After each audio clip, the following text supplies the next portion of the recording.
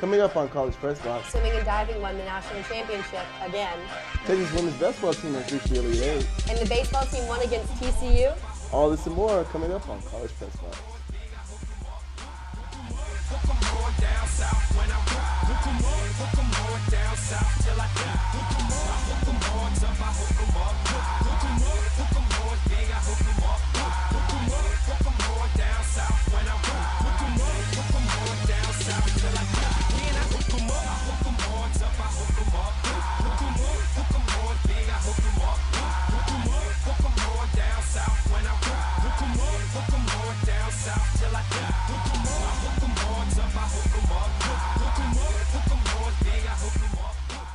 Good evening and welcome to this post-Easter edition of College Press Box. I am your host, Julien Owens, and with me tonight is Emily Snow. Emily, how are you doing this evening? I'm great. How about you? I'm doing better. This past weekend was Easter weekend. How was your weekend out with your family, and did you catch any sports this past weekend, or did you just rest? It was great. Spending time with my family was awesome, but I did watch a lot of sports, a lot of basketball, and I did watch UConn spectacular win against Mississippi State. I mean, everybody saw that coming. I mean, that was just amazing. And then I also enjoyed the men's swimming and diving national championship. Oh, okay. At least you get to catch that. I didn't. I mean, it was awesome. The tower was lit orange on the 40 acres last night after the men's swimming and diving team took home their 12th national championship in Atlanta. The Longhorns finished with a score of 541.5, tying them with Michigan for the most national championships, and putting head coach Eddie Reese ahead of former Ohio State coach Mike Pepe in the most national championships held by a coach. Junior Willicone rewrote the NCAA, American, U.S. Open, and NCAA championship records in the 200 breaststroke. This past weekend, women's basketball team faced the UCLA Bruins in Bridgeport, Connecticut to advance to the Elite Eight. After trailing in the third quarter 54-48, the Horns were able to rally a 10-0 run, leading 58-54 with 6 minutes left in regulation. After gaining the lead, the Lady Bruins weren't able to gain enough momentum to rally back, losing that game 64-72. This was the Lady Horns' first 31-win season since 87-88 season, and the first time they have reached the Elite Eight since 2003. Senior Imani Boyette recorded a double-double with 18 points and 10 rebounds, scoring 11 of those points and 9 of those boards in the second half. Also this weekend, Boyette was named AP's Honorable Mention All-American Player this weekend, leading the team in blocks and rebounds and also second in scoring. The Horns are facing the University of Connecticut tonight in hopes of going to the Final Four. Now, Emily, you've seen this nice run that Texas has had going on, and as we all know, they have lost a pretty bad game against Connecticut earlier in the mid-season. So what do you think are their hopes going towards this game? I honestly do not think that the Horns have a chance to make it to the Final Four. I don't think they have what it takes to defeat a team like UConn. UConn has 3 consecutive national championships and are 119-1 in games. With their only loss to Stanford in 2014, and UT's team just cannot compete with these kinds of records. Well, I would have to agree with you, but this team has really progressed since their 51-point loss against UConn. Don't get me wrong, they have a lot of players going on. Boyette is very good. Iman Shepherd is still playing as she has played beautifully since this season. But as you can tell, this UConn team is just a whole different league. I just don't they have their own Steph Curry on the team. It's just too phenomenal. I've never seen him miss this girl basket. never missed a 3-point shot. No. Never. And it's she has almost an 80% field goal range. I'm just throwing a shot here, but she's really good. And I just feel like this Horns team could put up a fight in the first half, but going towards the second half, the Connecticut team has their very great offensive basketball fundamentals where they can tire you out in the first half, and you're just going to be playing off gas. And so, unfortunately, I'd like to see the Horns go to the Final Four, but I'd love to see the Horns be there, but I sadly think it's going to be the Huskies. We'll see. Coming up, we discuss the Texas baseball team in their 3-game series against the TCU Horned Frogs. Don't go anywhere.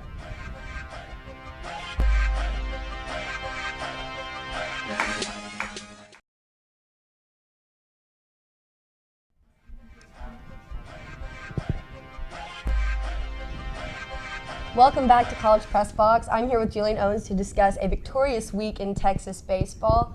Texas captured a victory in its last game before the start of conference play Tuesday against UTSA. The Longhorns erupted for 11 runs, led by a 3-hit, 4 RBI effort from junior Trace Barrera. Barrera, the Longhorns' run leader last season in 2015, hit his first home run of this season, giving Texas their final run of the game. Barrera said that this win is big and has made the team better for their matchup against TCU, which took place 2 days later. The Longhorns began conference play Thursday night against number 2 TCU with the start of a 3-game series in Austin. Here are the highlights. Before the game, Morgan Cooper gets the ball on the bump for the Longhorns to start their conference play against TCU. Bottom of the second, with a runner in scoring position, center fielder Tyler Rand gets an infield single to the shortstop to score. Casey Clemens putting the Horns up 1-0. Longhorn legend Roger Clemens is pumped up about the Longhorns' early lead. Bottom of the third, right fielder Patrick Mathis singled up the middle to score Trace Barrera all the way from second, putting the Longhorns up 2-0. And at the top of the fourth, Cooper gets himself in a jam, and then sophomore Evan Scoug of TCU hits a no-doubter to deep right center to give the Horned Frogs a 3-2 lead. At the bottom of the fifth, Mathis would combat Scoug's home run with a 2-run blast to right center to give the Longhorns the lead and the victory in their first game over TCU with a final score of 4-3. Look at him go. College Press Box's Mark School was at the game. Let's take a look at what he saw. The Texas baseball team has been an up-and-down roller coaster throughout the 2016 season with some thrilling highs and some heartbreaking lows.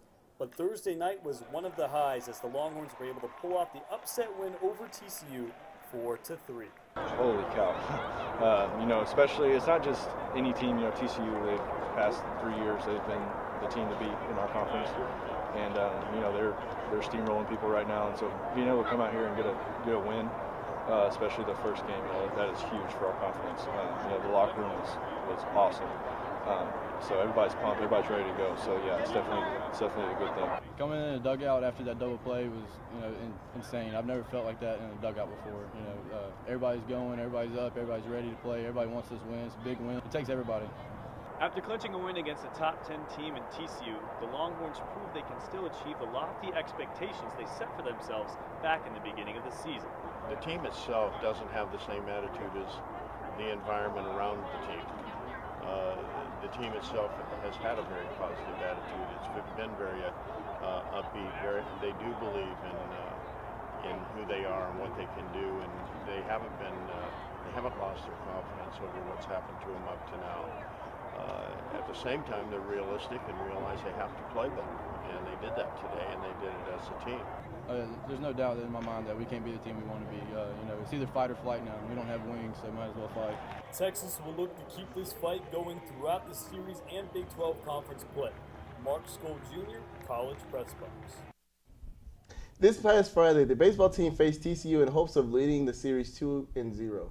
And if you were asking anyone here, we had to see it to believe it. The two teams were at a deadlock for 6 innings until Cody Clemens rolled a double play to bring Tyler Rand home, giving the Horns a 1-0 advantage. The very next pitch, Trace Barrera hit a solo shot left center to give Texas a 2-0 lead, and that lead did not change. Left-hander Josh Swayer followed with a dominant 8th inning before Mays closed out the game. After striking out the first batter, the sophomore was saved by Zane Gerwit's bare hand save and a fly ball save to seal the game. On the series finale, the Horns look to close out the series with a sweep against the number 2, now number 6 team in the nation. Let's go to Dish Falk Field for the highlights. As you can see, the Horns are sitting there praying and getting ready for the game. At the top of the second, Dane hits a fly ball right into the right field, and you see the Horns would catch it, but there'll be a runner to still get the first score for the game. TCU will lead 1-0. Bottom of the second, you see Cody Clemens getting a walk-off, and this would extend Texas's lead for 3-1. Texas would just go on a very great momentum, and then TCU would say, I think not. TCU would go and add another run, as you see, it's in the top right field, and they would score this one 4-3 with that missed ball going to home. And then on the top of the 5th, Texas has some nice defense, as you can see. Cantu and Barrera will be trapping the runner right now, and the lead will still stay the same, 4-3, and that would stay the same only for this to happen. Error right here, and the runner would go and to extend the lead for TCU 5-3. At the top of the 6th, Horns would try and see. Wait, is that Trace? Is he doing what I think he is doing? Yes, that is a home run for the Horns. Horns would go up and tie the game 5-5 in hopes of just trying to get some kind of momentum to win this game. However, TCU thought otherwise. As you're going to see in this very next clip right in the right. What is it going to do? Is it going to get? Yes, it's going to get 3 runners in, and TCU would extend their lead 8-5. And as you can see, Texas tries to get some kind of offense going, but as you can see, nothing happens through it. Texas would lose the game 5-9. College Press Box's Matthew Owens was there for the finale. Let's take a look. Texas finished the weekend 2-1 against TCU, but hold an 11-13 record. They are positive about this series, but recognize mistakes that still need to be fixed. With teams like TCU and good teams across the league, walks and defensive mishaps can play a big factor. Coach went in the locker room and said we played the exact same up to the fifth inning to where we started walking guys and giving them free bases, and that plays a big difference.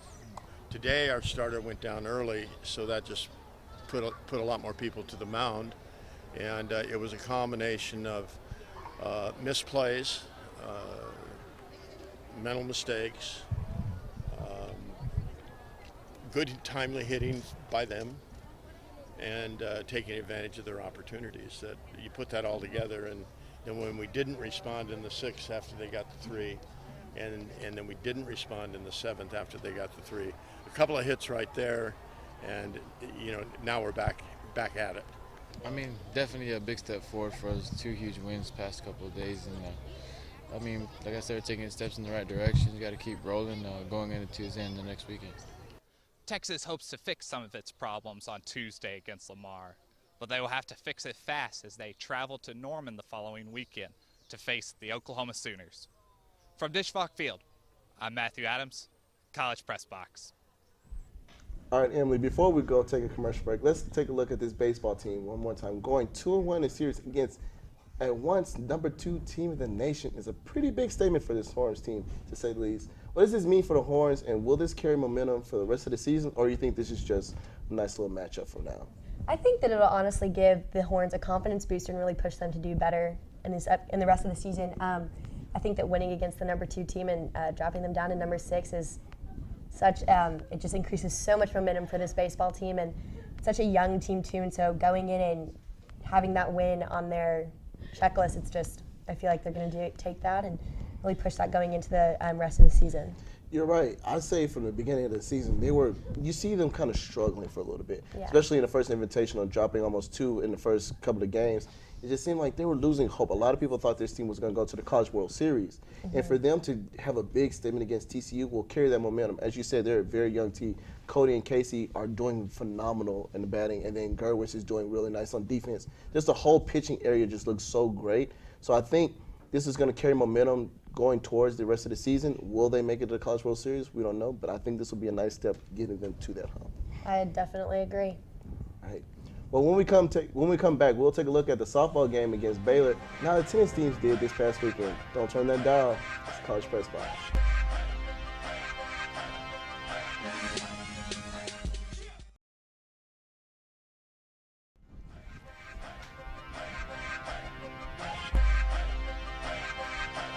Thank you for sticking with us on College Press Box. Texas softball team faced the Baylor Bears this weekend, and they were swept. The first matchup, Texans lost the game 1-3. The Lady Bears got on the board first with Ari Hawkins ran home after Lindsey Hayes had a walk-off. The Bears went back in business after another wild pitch to bring home Sarah Smith to bring the advantage 2-0, eventually winning the game 3-1. The very next game, Baylor hosted the Horns again, this time with a better matchup than the previous. After leading 2-0, the Horns bounced back at the top of the 4th with Randall Leah and Rachel Scott scoring an inside the park home run, tying the game 2-2. After the Horns led 5-4, the Bears bounced back in the 7th inning with a pass ball to allow the runner to tie the game and a misplay that led to the Bears to have a comeback, with the Horns losing 5-6. The number 35 women's Texas tennis team went up against Kansas State on Sunday, March 20th. The Longhorns won both doubles decisions to claim the point and take the lead over the Wildcats. Senior Lana Groenvink joined by freshman Katie Paluto to post a 6-1 win, and Brianna Addison and sophomore Danny Waglin locked up the doubles points with a 6-4 defeat over Kansas State. Texas junior Netta Copricina clinched the victory for the Longhorns by way of her 6-2, 6-3 win at second singles. The number 19 men's tennis team defeated the number 27 Tulsa 4-2. Texas earned single wins from freshman Harrison Scott, sophomore Adrian Ortiz, senior Michael Richmond, and redshirt freshman Julien Zablosky that sealed the win for the Horns. After Tulsa's win, tying the match 2-2, Horns took the lead and kept it after Ortiz won the second tiebreaker that led 3-2. After Richmond lost the first set, he came back and won 2 straight sets to seal the win for the Horns. Texas will continue their action against UTSA April 2nd at the Polo Tennis Club. The men's golf team headed to sunny Palm City, Florida, where they won its 4th tournament at the Valspar Collegiate on Tuesday. Texas defeated a field of 10 teams ranked in Golf Week's top 25, with the team being led by sophomore Doug Jim, who shot a third-round 68 to tie for 3rd place. Juniors Bo Hostler and Gavin Hall also took top 10 finishes in a tie for 8th place. Sophomores Scotty Scheffler and Taylor Funk contributed to the Longhorn victory, placing 25th and 36th. UT will continue its season with the Augusta Collegiate Invitational on April 2nd and 3rd in Augusta, Georgia. Texas women's golf team finished 4th at the Dr. Donis Thompson Invitational this past Wednesday. Junior Julia Peck posted a top 10 finish, 3rd top 10 finish this season. She made 12 birdies in 3 rounds. Sophomore Sophia Scooper and senior Natalie Karcher rounded out with top 15 for the Horns. Oklahoma State won the tournament at under 4 par, while Texas A&M's Stallion won the medalist honors with 8 under. The Horns will close the regular season at the Ping ASU Invitational from April 8th to the 10th at Tempe, Arizona. Number 8 Texas captured victories in all 8 races at the Longhorn Invitational as part of their first home regatta of the season, defeating number 16 Notre Dame in San Diego on Saturday morning at Lady Bird Lake in downtown Austin. In Session 1 against Notre Dame and Session 2 against San Diego, the Longhorn rowing team swept all 8 titles.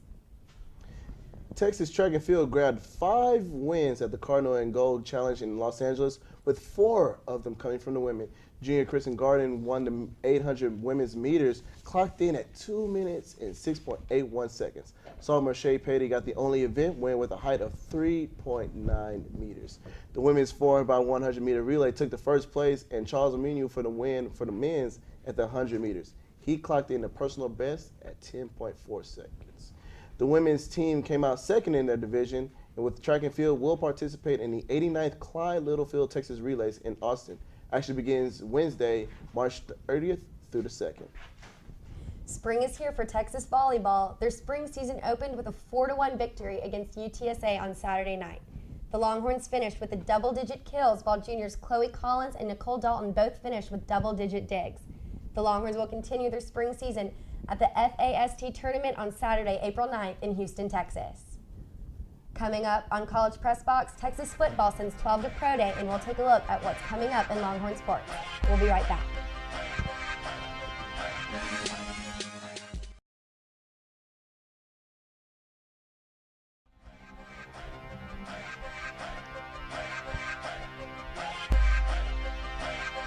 And we're back on College Press Box. I'm Emily Stone here with Julien Owens. Even though we're a few months away from the start of the football season, we still have to squeeze in a bit of Texas football. 12 Longhorns on their way to the NFL participated in the 2016 Football Pro Day. College Press Box's Reese Miller was at Pro Day, and let's have a look at his coverage. Texas Pro Day, known as the last chance for NFL scouts to take a look at players before draft night. I feel that I did everything that I set out to accomplish. I had goals, and I feel like I reached every single one of them. I have no regrets doing anything I've done. 2 years ago, no Texas player was drafted for the first time since 1937. This year, Ridgeway was the only Longhorn invited to the NFL Combine and the only one to declare early. It wasn't about me putting more on tape. Honestly, it was being here and being with my family, my brother, my teammates, people that I've spent the last 4 years with, and also the younger guys that they look up to me. So being back and coming back with them, that was a big consideration. The ultimate goal of every Longhorn football player is to go from playing at DKR or practicing on a college field on Saturdays to playing in front of an NFL crowd on Sundays. While Ridgeway may have been the only Longhorn invited to the NFL Combine, he wasn't the only Texas players turning heads at UT Pro Day. We all did a pretty good job, I thought, in terms of just getting out there and working. You know, results might not be exactly what you want, but at the same time, you know, feel very blessed to be out here in front of a bunch of pro guys. Even for guys like De La Torre and Desmond Jackson who had good days, it still could be a long waiting game. Whoever calls, you know what I'm saying, is going to call. From the results from today, I think that, you know, I think a lot of teams were pleased just to be able to see how I can move and everything. So we'll have to see it. The NFL Draft begins April 28th. Reese Miller, College Press Box. What? Oh, now let's take a look at this week in Longhorn Sports. On Monday, the women's tennis will play Northwestern at 12 p.m. Women's basketball will be facing UConn at 6 p.m. You can catch that on ESPN. Tuesday, baseball will play Lamar at 6 p.m. You can catch that on Longhorn Network. And then Wednesday, softball versus Texas State, and track will start their 89th Clyde Littlefield Texas Relays. On Friday, the women's tennis team will take on Oklahoma State at 4 p.m. and softball will play BYU at 5 p.m. and you can catch that on Longhorn Network. Baseball will be at Oklahoma at 7 p.m. and track and field will be at the Stanford Invitational. On Saturday, April 2nd, men's tennis will take on UTSA at 12 p.m. and 4 p.m. and baseball at Oklahoma again at 3 p.m.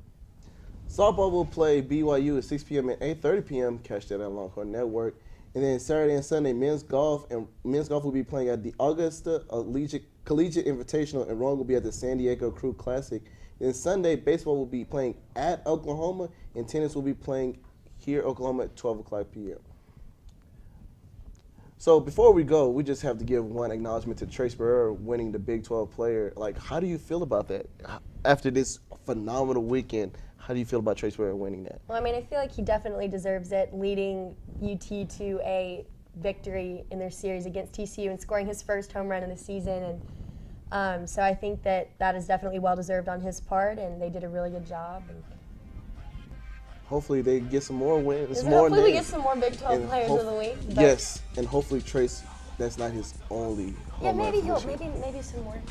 I mean, like, one is okay. One is all right. We need some more. If the Hornets want to go to the College World Series, we can get two, maybe three. Yeah. Let's just shoot a little for 4. more. All right, let's do it. Let's shoot for 4. We got it. Perfect. You hear it first. Trace will get 4 home runs. All right, that's all you're going to hear from us today. Thank you for stopping by and listening to us today. You can listen to us every Monday at 9:30 p.m. right here on TSTV. You can follow us on Twitter at College Press Box. Then you can also listen to our sister show at College X-Fire. There's the latest debates on the greatest 40 acres, the sports debate history in the 40 acres. You can catch them at 9 o'clock, and you can follow them on Twitter at College X-Fire. I am your host, Julien. This is Emily. And from everybody from Studio Mass Control, the studio, have a great night.